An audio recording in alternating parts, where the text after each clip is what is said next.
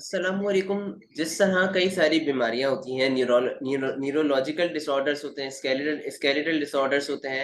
इसके अलावा muscular disorder होते हैं और कई तरीके के डिसऑर्डर या डिजीजेस होती हैं बॉडी के अंदर जो मौजूद होती हैं, जिससे तरह तरह की बीमारियां होती हैं। ये बीमारियां बैक्टीरिया, वायरस या पैरासाइट्स वगैरह की वजह से हो रही होती हैं, या फिर अंदरूनी कुछ मामला की वजह से भी हो रही होती हैं। इसके अलावा ऐसी भी बीमारियां होती हैं जो सेक्सुअल कांटेक्ट की वजह से होती हैं, और आज हम उन्हीं बीमारियों को पढ़ेंगे जो कि आपकी बुक में डिस्कस्ड है। मैं हूं तलहा सलीम और मैं आपका बायोलॉजी इंस्ट्रक्टर वी ट्यूशन से, जो कि पाकिस्तान का पहला free of cost learning platform है।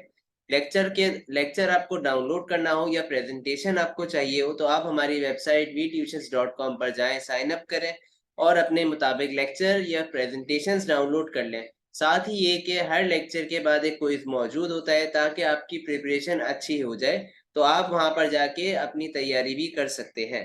तो लेक्चर का आगाज करते हैं और आज हम रिप्रोडक्शन चैप्टर जूलॉजी का लास्ट लेक्चर आज हम पढ़ने जा रहे हैं, which is the sexually transmitted disease. Lecture शुरू करने से पहले this whole information is only for educational purpose. So हम लेक्चर का आगाज करते हैं। सबसे पहले तो सेक्सुअली ट्रांसमिटेड डिजीज क्या होती हैं। ऐसी डिजीज जो कि एक इन्फेक्टेड पर्सन से एक हेल्दी पर्सन में ट्रांसमिट हो जाए through sexual contact are called sexually transmitted diseases. ये डिजीजेस वायरस, बैक्टीरिया, पैरासाइट्स की वजह से होती हैं और कई तरीके की होती हैं। इनमें से आज हम जो पढ़ने जा रहे हैं वो कुछ हैं, जैसे 4 डिजीजेस हम पढ़ेंगे: गोनोरिया, साइफिलिस, हर्पीस और इसके अलावा एड्स।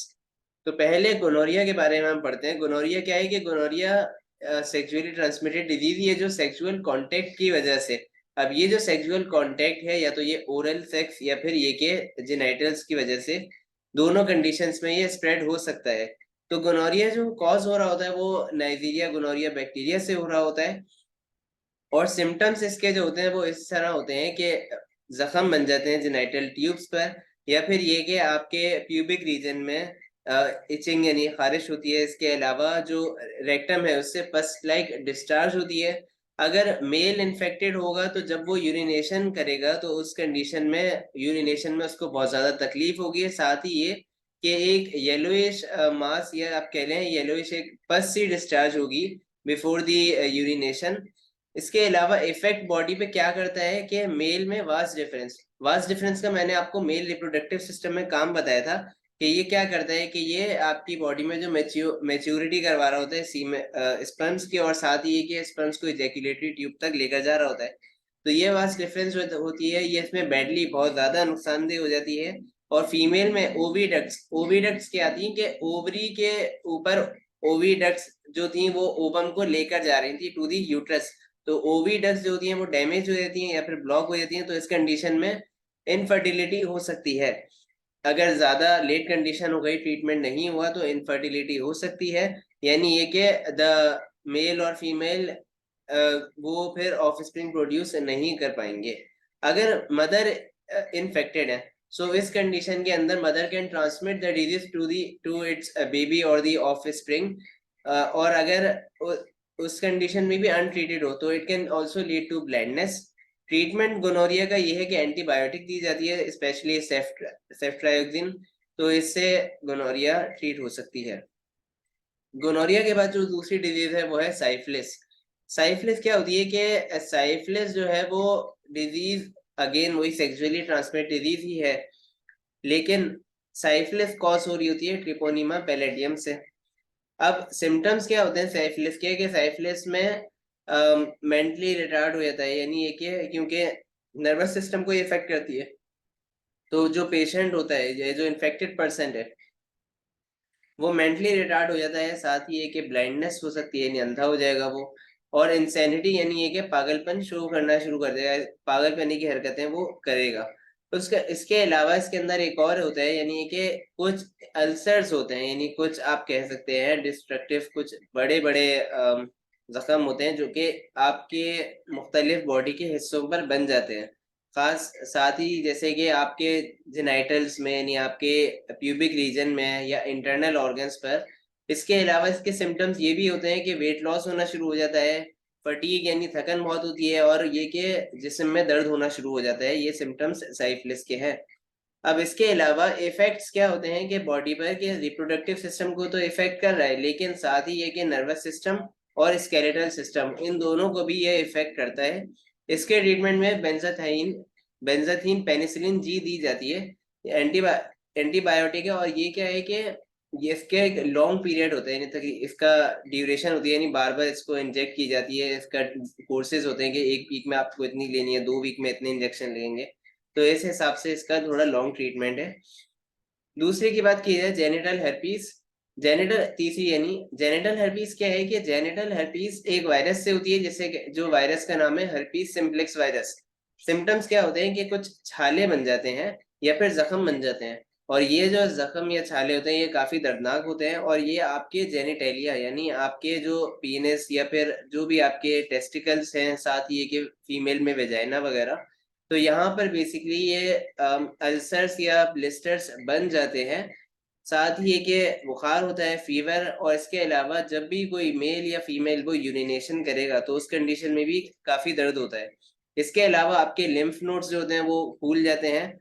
और इफेक्ट्स बॉडी पर क्या करता है कि बॉडी पर ये होता है कि जो बर्थ कैनाल है अगर वो इफेक्ट हो गई तो उस कंडीशन के अंदर जो इन्फेक्शन है यानी जेनिटल herpes है वो मदर टू बेबी ट्रांसमिट हो जाएगा। और जो बेबी में ट्रांसमिट होगा तो फिर उस बेबी में वो न्यूरोलॉजिकल डिसऑर्डर्स यानी कुछ न्यूरॉन्स में डिसऑर्डर्स हो जाएंगे न्यूरोलॉजिकल सिस्टम में, जिसकी वजह से उसको कई तरीके के अलग मसाइल पेश आ सकते हैं। मेंटली रिटार्ड हो सकता है, इसके अलावा कई और भी चीजें हो सकती हैं, ब्रेन प्रॉपर डेवलप नहीं कर सकता, और वर्स कंडीशन के अंदर डेथ भी हो सकती है बेबी की। अच्छा, अब ट्रीटमेंट जो है इसका वो एज सच तो इसका कोई क्योर नहीं है, लेकिन फिर भी इसके सिम्टम्स को कम करने के लिए या आपके पेन को कम करने के लिए एंटीवायरल मेडिसिन दी जाती हैं। साइक्लोवेर और उसके अलावा भी 2-3 और मेडिसिन है जो दी जाती है।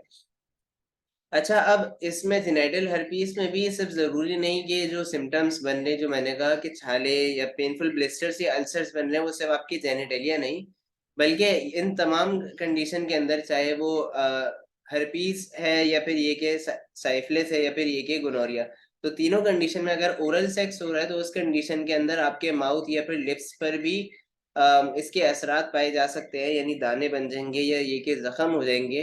तो इस तरह से ये ओरल सेक्स में भी आपको इफेक्ट कर सकता है। अब एड्स चौथी बीमारी है। एड्स के बारे में काफी सुना होगा आप लोगों ने, एड्स का तो प्रॉपर डे भी है। एड्स क्या है कि ads acquired immune deficiency syndrome है, और इसमें क्या होता है कि एक वायरस है जिसे HIV वायरस कहते हैं, इम्यून डेफिशिएंसी वायरस। ये वायरस जो है एक रेट्रो वायरस है, और ये इस बीमारी को कॉज करता है, एड्स को। होता क्या है कि HIV जब आपकी बॉडी में एंटर होता है तो आपके हेल्पर टी सेल्स होते हैं, ये उसको डिस्ट्रॉय कर देता है, और हेल्पर टी सेल्स आपके इम्यून सिस्टम में बहुत अहम किरदार अदा करते हैं। सेल मेडिएटेड या ह्यूमरल रिस्पॉन्स यानी इन शॉर्ट एंटीबॉडी वगैरह उनकी प्रोडक्शन में मदद करवा रहे होते हैं ये हेल्पर टी सेल्स। तो ये वायरस इनको डिस्ट्रॉय कर देते हैं हेल्पर टी सेल्स को, तो अब आपकी बॉडी डिफेंड करने के काबिल नहीं है आपको। तो इस वजह से आपको जो रोजमर्रा में भी आपकी बॉडी में जो इन्फेक्शंस जा रहे हैं आपको नहीं हो रहे, क्योंकि आपके सेल्स जो होते हैं उन्हें किल कर रहे हैं। लेकिन अब क्योंकि HIV वायरस उन सेल्स को ही, पुलिस को ही, सपोज एक शहर में अगर पुलिस को ही खत्म कर दिया जाए तो क्या होगा कि जो जो आम चोर है यानी वो भी आसानी से कहीं पे भी घुस के कोई भी वारदात कर सकते हैं। तो यहाँ पर भी यही कंडीशन है कि आपकी बॉडी के मेन जो पुलिस है हेल्पर टी सेल्स वही डिस्ट्रॉय हो गई, तो जो नॉर्मल कोई वायरस है, जो नॉर्मल डिजीज है, वो भी आपको होना शुरू हो जाएंगी। तो इस वजह से इसके सिम्टम्स कई सारे होते हैं। फ्लू लाइक इलनेस भी हो सकती है, वेट लॉस हो सकता है, फीवर है, इसके अलावा दिमागी आपको मसले मसाइल हो सकते हैं, सेप्टिसीमिया यानी ब्लड पॉइजनिंग हो सकती है, इसके अलावा छाले बन सकते हैं मुख्तलिफ जगहों पे, और साथ ही ये कैंसर हो सकता है।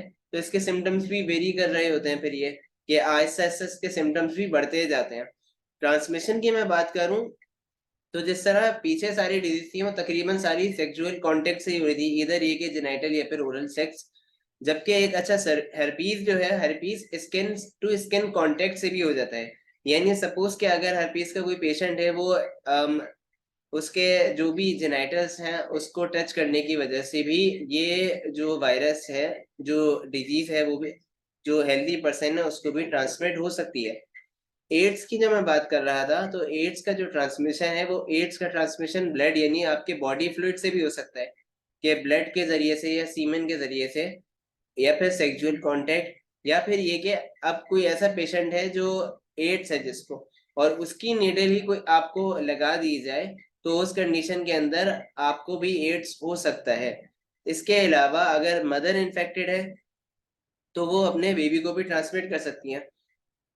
ये जो मैंने चारों सेक्सुअली ट्रांसमिटेड डिजीज बताई, ये चारों अगर मदर प्रेग्नेंट है तो ये अपने बेबी को भी ट्रांसमिट कर सकती हैं। अब जाहिर सी बात है, ट्रांसमिशन किस तरह होती है कि प्लासेंटा के थ्रू होती है। प्लासेंटा मीन्स ये कि मदर और बेबी कांटेक्ट में है by the help of placenta. ये प्लासेंटा के थ्रू ही ट्रांसमिशन हो रही है, यानी क्योंकि ब्लड है तो सारी सारी ट्रांसमिशन यानी एक्सचेंज ऑफ मटेरियल्स प्लासेंटा के थ्रू हो रही है। या फिर अगर मदर ब्रेस्ट फीडिंग कर रही है बेबी को, तो उस कंडीशन में भी एड्स ट्रांसमिट हो सकती है।